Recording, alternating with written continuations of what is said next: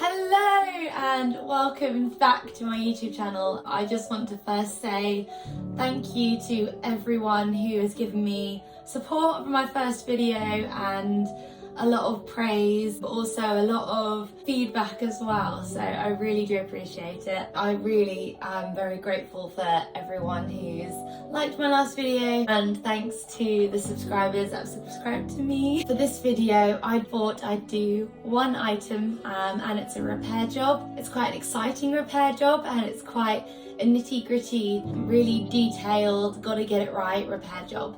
So I've done a lot of research and quite exciting really, because it's quite a unique thing. Today I'm going to be repairing this USA Army Air Force officer's cap, typically known as a crusher cap. So the name crusher came about because they typically removed the shaping and the stiffener inside the hat, and that would allow for a more relaxed fit. When they used to wear them, they had headphones over them, which would usually crush the hat itself, and they'd then roll it or fold it or crush it in their belts, in their bag, and it would be more compatible with their flight uniform and kit. The soft material and the flexible visor allowed it to be crushed, rolled and stuffed. After 35 missions, 12 plus hours long each time, these hats were going through it. So the repairs that need doing on this one is the visor has become unstitched and a lot of the stitching has come off, apart from this end here. So what I wanted to try and do was replace all that stitching in the visor. I've done this type of repair before. The stitch holes weren't as close together and as small as these. The levers just come away slightly. So again, that's gonna make it hard to then stitch back together. There's a few like stitches on the inside here that's come undone. This has come away too. There's a few elements here which I'm quite certain on how I can repair these. I'm now gonna find some needles. I need something quite thin so it won't puncture the existing holes and make them any bigger than they have to be. Now, that won't do, will it? Literally a machine needle that's just snapped off. I don't know why I'm keeping that. So I've got this quite strong, it's almost nylon-y, but I don't want to say it's that because I don't think it is. But it's very, very, very, very, very, very, very strong thread. I think first I'm going to hand stitch the cap visor, and yeah, I just thought to start off easy. But God knows how long this is going to take. I've made sure to get a needle which goes through the leather quite nicely without damaging it too much. Most of the thread inside the hat, when I'm trying to colour match, it's quite difficult because obviously it's so worn and torn that the thread has been discoloured, possibly by a bit of sweat on the head. I'm going to tie it off at the end, and I'm just going to find a nice place to start. So what I'm going to do is go on the inside of the hat.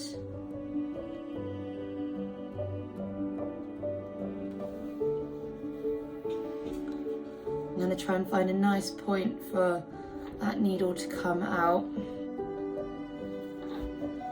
Like that. Finding a nice spot on the inside for it to sit so that knot is hidden. I'm going to pull that through. And then I'm going to make my first stitch in the leather.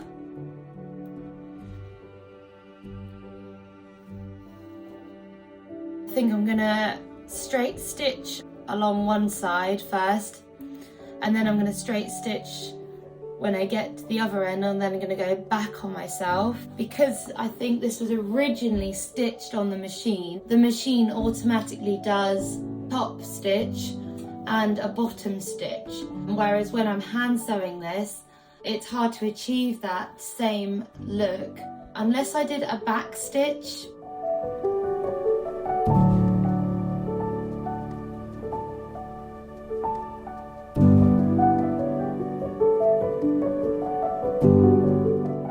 So I'm near to halfway of stitching the first row of stitches, but the problem I've come across is, well, it's nothing that I can really do much about. The leather on the inside of the visor is cracking and peeling away. I've gone past the area which is quite unstable and a lot of it is chipped away, and sometimes when I put the needle through, for example, I go through one hole. Okay, on that occasion it's okay, but I'm puncturing the leather with my needle, which isn't necessarily great, but there's not much else I can do. I'm just gonna have to troop her on.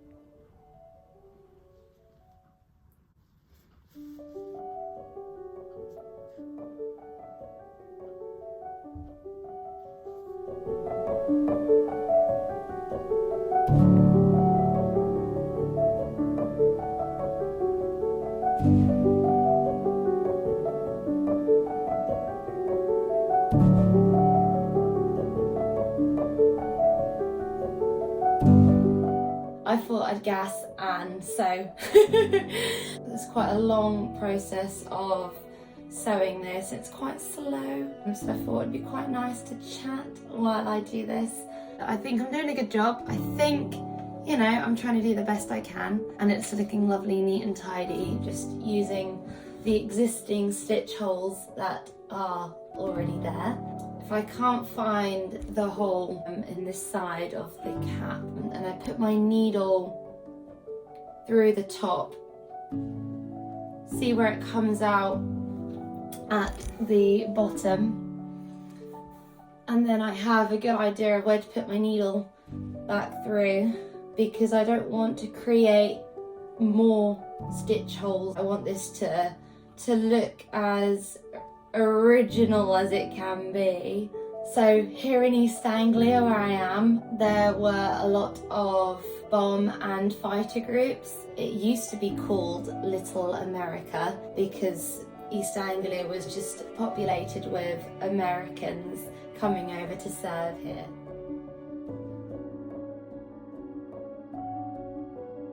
A lot of successful and well-known bomb groups like Fort Abbott's. The recent TV series Masters of the Air surrounded that bomb group and highlighted what happened in World War II in this area. As well as this programme being a good historical drama, it gives a very accurate representation and an idea of what the flight crew in World War II would have worn. In both the movie poster and these pictures, crusher caps are seen to be worn by the cast members and the crew.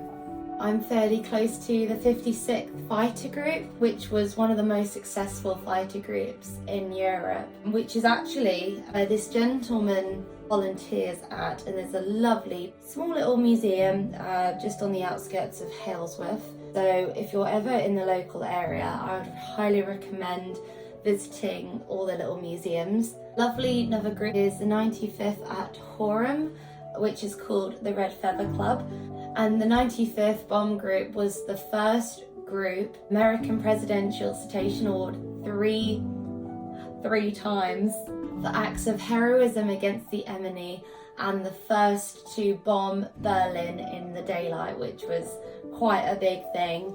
The more I learn, the more history I know, and all the little stories I hear about, just to make me appreciate the history of this area a lot more.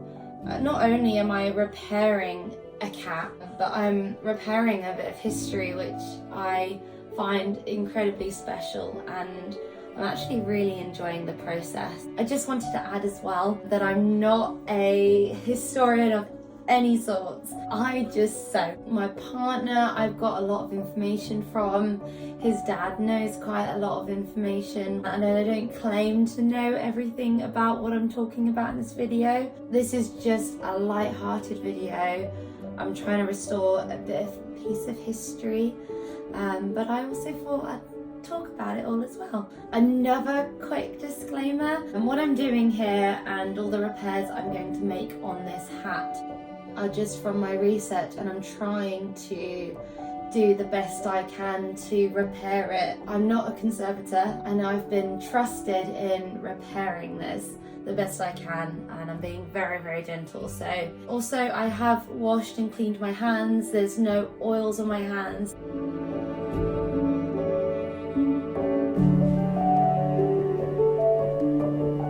So I've just got to the end of my first line of stitching, and then this is the inside. What I'm going to do now is I've come to the end and I've still got my thread. There's not enough to go back on myself. Because there's not enough and I have a fear of running out, I think I've got enough to stitch until this area. So what I'm going to do is go on the inside of this leather bit, my needle through to the silk lining,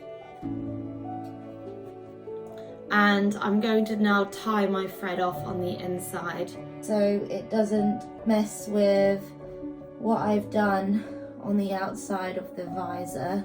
I've done a little knot in the silk lining here, and I've just poked the thread out here. What I'm going to do is cut that, and then what will happen, that little bit of thread that I've just cut will then be hidden in the lining. So once this bit has been repaired, this is all going to be stitched down, so the knots that I make in the lining won't be seen.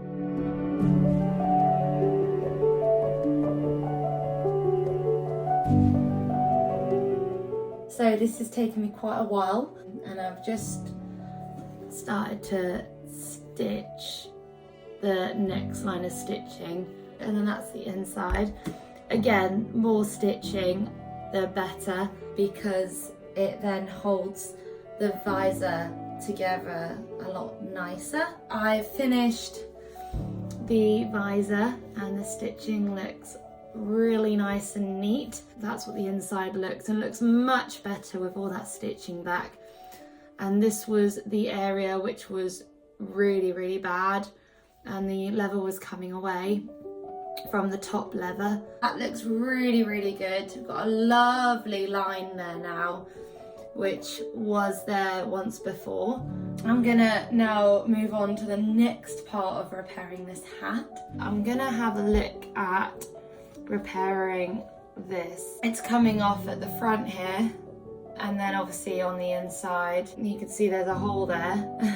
I think the leather, the visor, just needs to be stitched back down to this area here.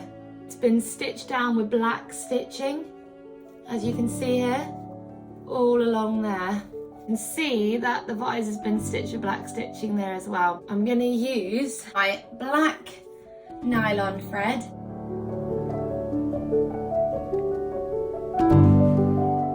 I've tied a knot in my nylon black thread. What I'm going to do to hide that knot, again, I'm going to use this leather piece inside and then hide my knot inside of it. Just looking at where this starts to come off, I'm going to poke my needle through, and I'm going to try and find the original holes of the leather. So what I've done is I've gone just above where the silk lining has been stitched. I've gone in, and then I've come out, and I found a hole where I want to start from. I'm going to pull that through. There we go. Pull it tight so I know the knot is meeting the fabric. I'm going to go back to the visor, pull that up slightly, Then find the next hole, which is there, and then push that back through, lift that up so it doesn't get caught. It's there, can you see it? It's so hard to show. So I've stitched through all the layers. So I've gone in one of the hole, it's gone through to the cap. I've lifted this leather bit up through to the inside here.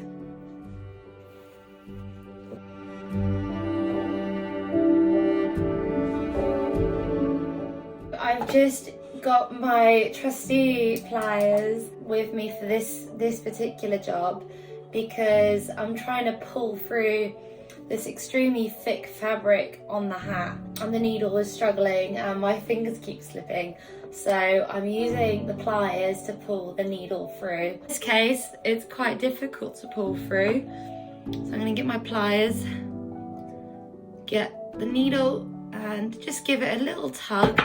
Nothing too violent, just helps me pull that needle through. And again, get my pliers, give that a bit of a tug, and then pull the rest through with my hand so it's nice and gentle. And when I'm lifting this leather bit up inside, I'm trying not to move it so much because, again, this area here, it's very, very fragile, so I'm really trying to be careful with the whole hat, the whole thing. It's a very delicate process.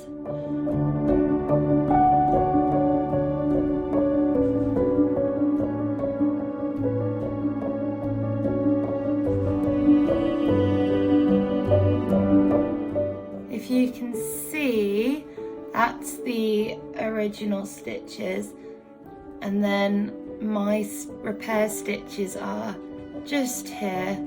They start in the corner and they come to here because that's where the visor was coming off. To create the same kind of stitch line on this side, I'm now going to go back the other way with my stitches, so I'm filling up these little gaps. And I think I've got enough, well, I know I've got enough thread here to go back on myself.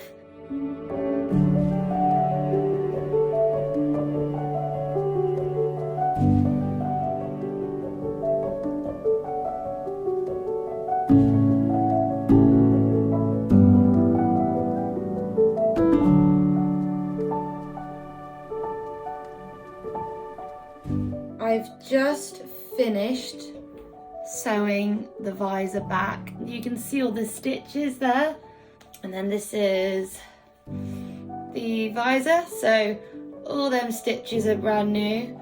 You can kind of see which ones are the originals and which ones are mine. I'm now finished, so that's my loose thread here. I'm just going to tie that off in a knot. It's actually neatly next to my knot where I started the stitch, and then I'm just going to cut that off. And now this area which used to come apart is now all intact, and then when you lift up the top bit of the hat, you can see that my stitches now hopefully blend in with the originals. I'm now going to stitch this bit down, and they've used like a whip stitch. This perhaps might have been a beige thread once upon a time, or a brown to match the leather, but because obviously due to sweat and wear and tear of this hat, that thread has been majorly discoloured. I can't exactly find the correct colour to match the stitching around that leather band, because some of it is a lighter coloured thread, some of it's darker around where the peak is of the cap. But what I have found is a nice silko cotton thread in a green colour, and if I double this up, this will be quite strong.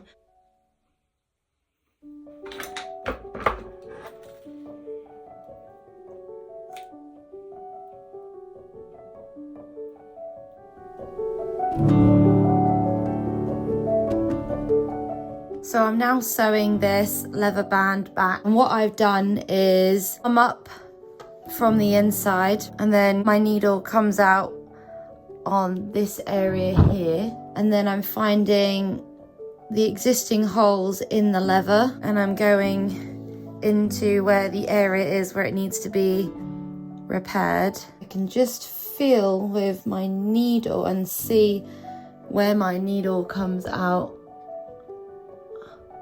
like that, of where to place my stitches.